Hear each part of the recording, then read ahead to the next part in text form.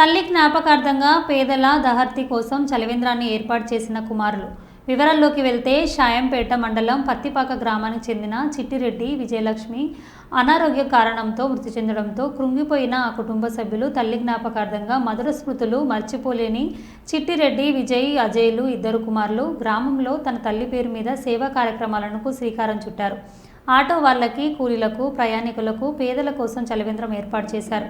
ప్రతిరోజు 200 నుండి 400 మజ్జిగ ప్యాకెట్లు పంపిణీ చేసేలా ఏర్పాటు చేశారు.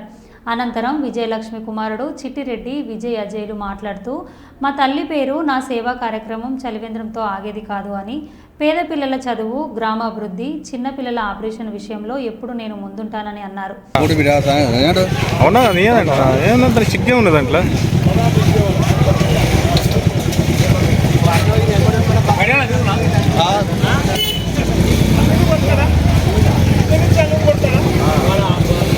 అందరి వాళ్ళ మీద పంచులు లేవటు అందరికి ఇచ్చాడు, అందరికి పెట్టించి